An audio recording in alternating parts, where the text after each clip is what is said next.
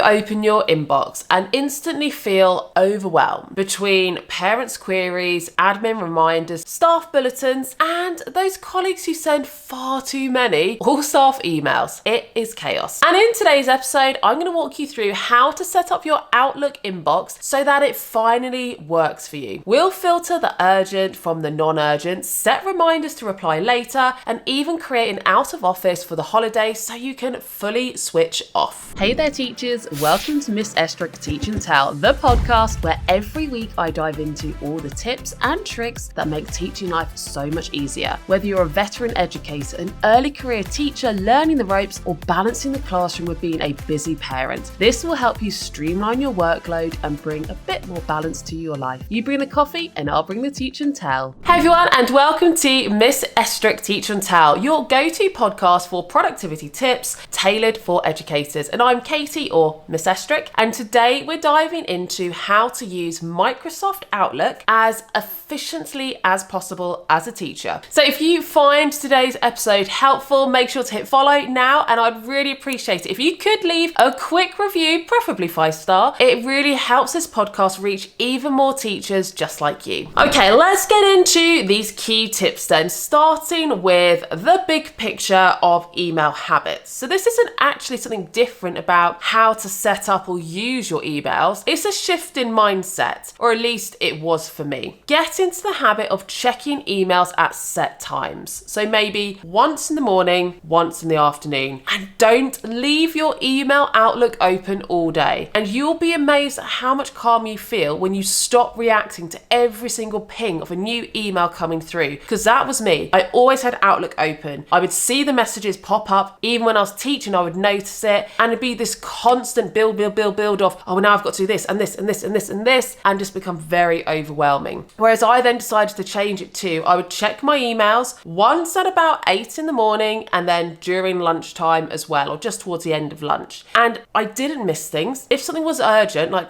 really, really time sensitive urgent, someone can come and find me. They wouldn't email it if it was that much of an emergency. So that's the first thing to bear in mind. And secondly, it meant that the tasks that I'd set myself to do, whether it was marking or planning, I then wasn't getting distracted thinking, oh, I need to mark this book. Oh, hang on, there's an email. Stop what I'm doing, drop it all to answer this. So it's such a mindset shift for me. And if you currently always have your emails left open, try this for the next week and see how much of a difference it makes to your stress levels, but also your productivity. But let's now actually get into some of the uses of Outlook and how you could maybe improve the way you use your Outlook to get more streamlined. Starting with automated rules, folders, and sweep. So here's the first practical setup I want you to try. And you can follow this step by step as I talk through, or if you're watching on YouTube, as I go through it here. Just listen, pause, have a go on to the next step, or come back to this later if you're listening on the way to or from work. So number one is open your Outlook emails and click on rules. That is in the home tab. Choose create rule, select a condition like from a particular sender, or with certain words in the subject. So that's your condition. If you receive an email from this email address, or that has this word in the subject, you will then now pick an action for when you receive an email from that sender or with that key term. And the action might be move it to a particular folder. And this is where you then would create a folder. For example, it might be move all whole school bulletins into a folder called non-urgent, or whatever you might want to call it, and then click OK and just test it. And now every time that sender sends an email, Outlook files it away automatically. And what you can then do is set up folders. So maybe create one called urgent for anything you need to answer today. So that could be set a condition that says safeguarding. So if anything to do with safeguarding comes up, or CPOMs, then you know that goes in the urgent, you have to respond to that today. Or if it's from a particular person in the school that you know you should always really respond to them urgently, for example, your safeguarding lead, or it might be your head teacher, your line manager, that can always go to your urgent folder. You could have one that's called to do later for things you'll come back to, and one called FYI or non-urgent, where it could be newsletters, general updates and bulletins get sent to. And that way you can prioritize your time. So if you do only have 5 minutes to quickly go through your emails, you know you are just going to look at the urgent folder. The to do and the FYI you'll check later on in that afternoon or evening when you've got more time. And finally, a link to this idea: if you're using Outlook on the web, look for sweep. This lets you bulk delete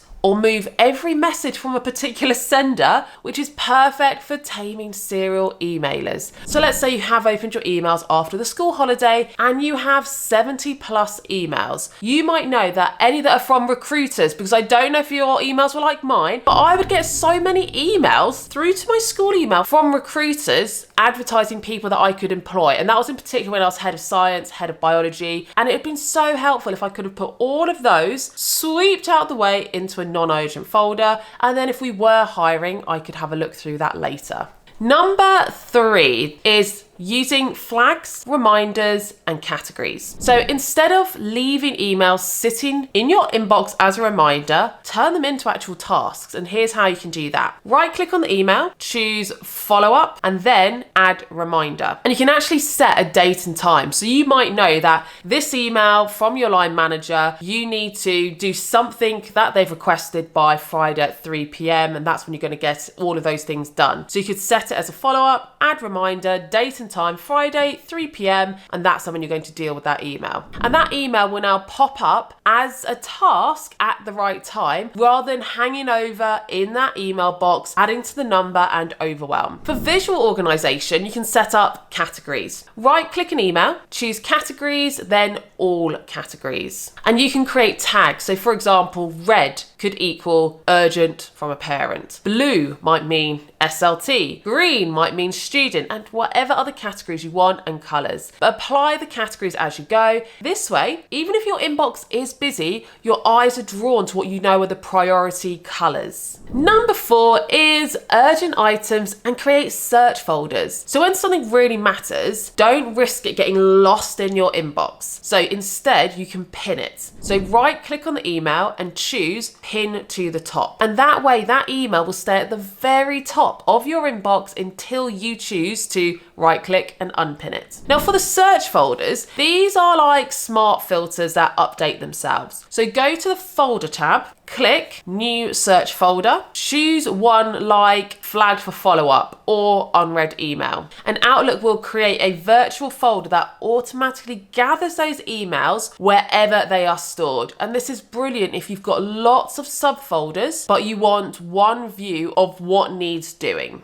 And finally, tip number 5 is setting the out of office message, because we all deserve to switch off. And out of office replies makes that really clear that you are not going to be responding, but it lets the sender know you're not ignoring them. It's just not your working hours right now. And here's how you can do that. So click File, Automatic Replies, and then select Send Automatic Replies. Set the start and end dates that you want that automatic reply to be sent, and then you write your message. So for example, thank you for email. I'm currently away during the school holidays and will not be checking emails until, and you write the date. If your message is urgent, please contact the school office. Hit save and you're done. And now you can actually enjoy your school holiday break without worrying that people are waiting on you. And I always did that during the school holidays. But I also know some staff who are part-time set it for their part-time days as well. So that number 1, staff in school got to learn when they were or were not in school. But also, again, it sets an expectation. You're not going to hear back from me until I'm back in school, because I do not work on Monday, so don't expect me to. So there you go. Outlook doesn't have to be quite as overwhelming as I know it can feel, especially as you start to get TLRs or even assistant head. You get more and more emails, but with rules, folders, reminders, pins, and out of office replies, you are now more in control and less buried under that admin. Don't forget to hit follow for more teacher tips and tricks to streamline your workload. And if you haven't yet, please leave a quick 5-star review. It means the world and helps more teachers find Teach and Tell. But that is it for this week. I'll see you next week. You bring the coffee and I'll bring the Teach and Tell.